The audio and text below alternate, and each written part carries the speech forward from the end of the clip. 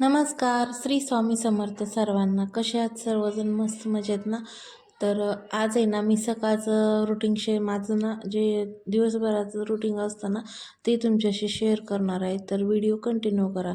तर आणि चॅनलवर नवीन असाल तर एक सबस्क्रायबर जरूर करा. तर चला आजचा ब्लॉग कंटिन्यू करूया. तर सकाळची सुरुवात आहे ना माझी, ही काही अशी होती. तर सकाळी लवकर उठून अंघोळ वगैरे करून घेतली. त्यानंतर मग मी थोडंसं गरम पाणी वगैरे पिते. मग आणि गॅस वगैरे स्वच्छ करून घेतला. तसं तर संध्याकाळी वगैरे स्वच्छ करून ठेवलेलाच असतो, पण सकाळी उठल्याच्या नंतर एक कपडा मारला ना थोडंसं बरं वाटतं. त्यानंतर आहे ना भांडी वगैरे लावून घेतली. रात्रीची घासून ठेवलेली भांडी असतात ना, ती वगैरे लावून घ्यायचं काम चालू असतं, कारण की संध्याकाळीची भांडी ना लगेच कोरडी वगैरे होत नाहीत आणि कोरडी झाल्याशिवाय तर मांडणीला लावता येत नाही. त्यामुळे ना मग सकाळी उठलं ना पहिल्या मांडणीला भांडे वगैरे लावून घेते. आणि इतकं सावकाश काम करावं लागतं ना मला, की एक जरी भांड्याचा मोठा आवाज आला ना लगेच साई उठून बसतो. त्यामुळे ना थोडंसं सावकाशाने खूप असं हळू भांडे लावावे लागतात. तरी पण काहीतरी वाजलं ना लगेच उठून बसतो. तर त्यानंतर आहे ना मी झाडू वगैरे सर्व म्हणजे सगळीकडे मारून घेते. आणि इकडे ना बाहेर प्रतीक पण उठून बसलेला होता. तर त्याचा ना शाळेचा काही मेसेज आला होता, तो चेक करत बसला होता.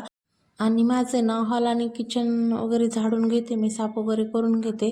आणि त्यानंतर आहे ना बाहेरचं पण लगेच झाडू मारून घेते. तसं तर मी आंघोळीच्या अगोदरच बाहेरचं वगैरे सर्व झाडून घेत असते. पण आजही ना पाणी तापायला ठेवलं आणि परत जाऊन थोडंसं झोपले. त्याच्यामुळे ना मग लगेच उठून पहिला आंघोळच करून घेतली आणि त्यानंतर मग झाडू वगैरे मारायला सुरुवात केली होती. तर बाहेरचं वगैरे झाडून काढून म्हणजे रांगोळी वगैरे काढायची असते ना, त्यामुळे मग तसं तर बाहेरचा तो झाडवाला वगैरे येऊन झाडून जातो. पण तो आहे ना असं मोठे म्हणजे जो खराटा असतो ना त्याने झाडतो, आणि ते पूर्णपणे रांगोळी वगैरे व्यवस्थित काही त्याने जात नाही. त्याच्यामुळे ना मी झाडू मारून घेते आणि लगेच पुसून पण घेते. मग मला पण परत रांगोळी वगैरे काढायची असते ना, त्यामुळे. आणि मी तो येऊन झाडाची काही वाट बघत नाही. मी माझं सकाळचं उठलं ना लवकर माझं आवरून घेत असते.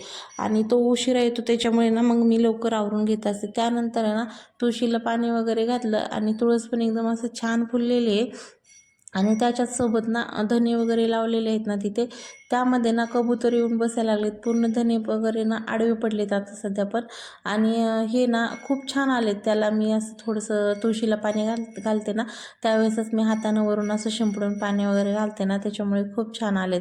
आणि त्यानंतर लगेच मग माझी देवपूजा पण आवरून घेते, कारण की लगे हाताशी कामं करून घेतले ना मग एकसारखी कामे आपली म्हणजे होऊन जातात. तर हे ना मी जास्ती करून स्वयंपाक झाल्याच्या नंतरच देवपूजा वगैरे आवरून घेत असते.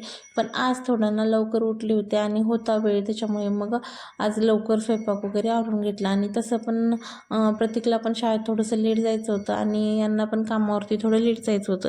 त्यामुळे म्हणलं चला, आणि अजून साई पण उठलेला नव्हता. त्याच्यामुळे ना माझी थोडीशी हळूहळू कामे चालली होती. पण आता मग असं एकदम असं सकाळी उठल्याच्या नंतर आंघोळ वगैरे केलं आणि देवपूजा वगैरे केलं नाही, असं सोयीची कामे वाटतात. त्यानंतर स्वयंपाक वगैरे, पण असं स्वयंपाक करून देवपूजा वगैरे करणं काहीतरी उलटं झाल्यासारखं वाटतं तसं. सो आता त्याची पण मी सवय करून घेतलेली आहे, त्याच्यामुळे त्याचं पण काही नाही वाटत. तर आज इथे ना मला दोडक्याची भाजी बनवायची होती. आणि ही दोडक्याची भाजी ना फक्त माझ्या मिस्टरांनाच आवडते, बाकी मला पण नाही आवडत आणि पिळूला पण नाही आवडत.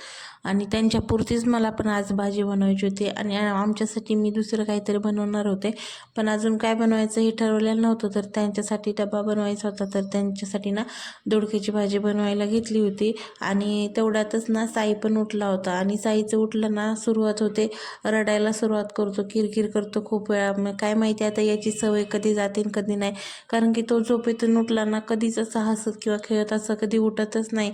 पहिल्यांदा तो रडायला सुरुवात करतो. आणि मी जर नाही दिसले ना मग तर खूप गोंधळ करतो. मला तर सोडून तो अजिबात राहत नाही. आणि सकाळी ना एक अर्धा तास तर त्याला मनवण्यात तास तर त्याला ना मनवण्यामध्ये जातो, कारण की तो ना शांत बसतच नाही, खूप किरकिर करतो. आणि त्यातून आहे ना मिक्सरला मी मिरची वाटायला टाकायची होती, पण आता हा उठेल म्हणून मिक्सर वाजला ना, हा उठतो म्हणून मी ह्याच्यामध्ये खलबत्त्यामध्येच मिरची वगैरे टाकली होती. त्याच्यामुळे मग तो उठल्याच्या नंतर पण त्यातच कुटून घेतली.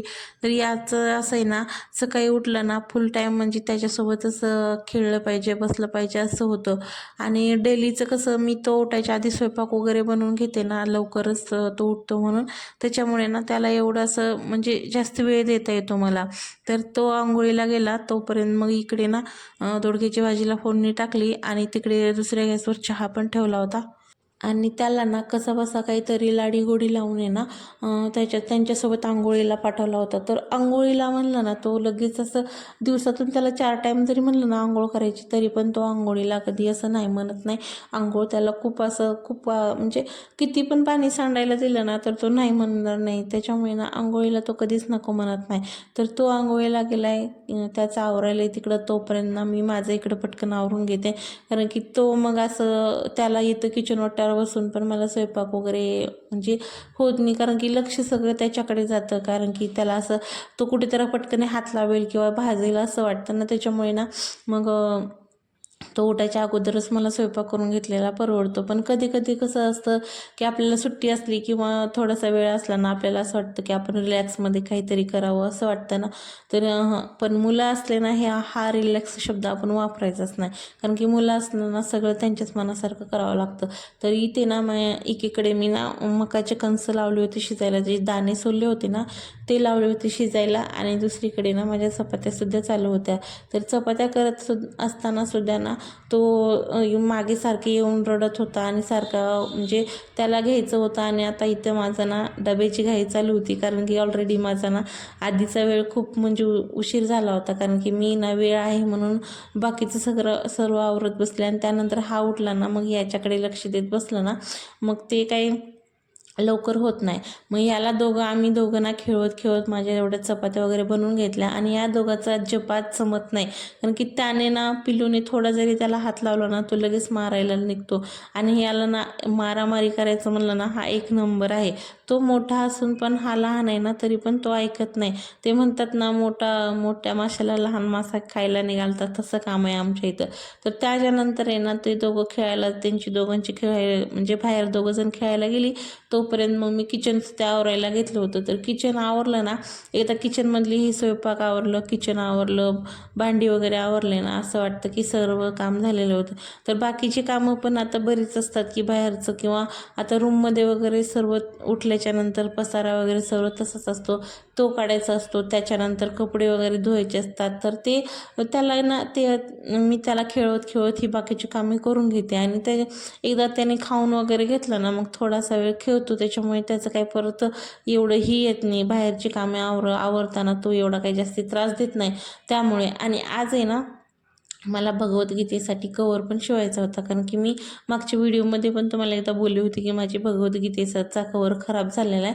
तर त्यासाठी मी ना आज भगवद्गीतेसाठी कवर पण शिवायला घेतला होता.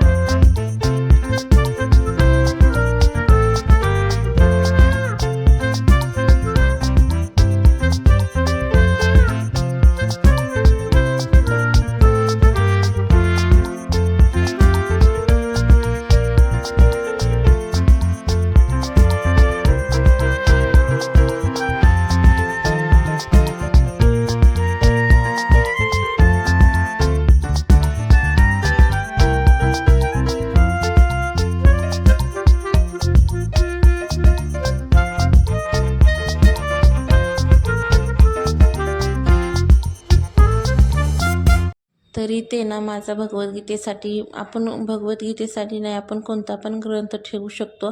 जसं आपल्या ग्रंथ आणि तसं पण आता भरपूर ग्रंथ असं एकाच साईजचे असतात, त्याच्यामुळे ना कोणताही ग्रंथ आपण ठेवू शकतो. तर माझ्याकडे भगवद्गीता होती ना, तिचा कवर आधीचा पण खराब झाला होता, त्यामुळे मला शिवायचंच होता आणि त्याला आज मुहूर्त लागला होता, त्याच्यामुळे म्हणलं चला शिवून घेऊया. आणि कसा झाला आहे तो कमेंट करून नक्की सांगा. आणि चॅनलवर नवीन असाल तर एक सबस्क्रायबर जरूर करा. तर चला असंच भेटूया नवीन एका पुढच्या ब्लॉगमध्ये. तोपर्यंत बाय.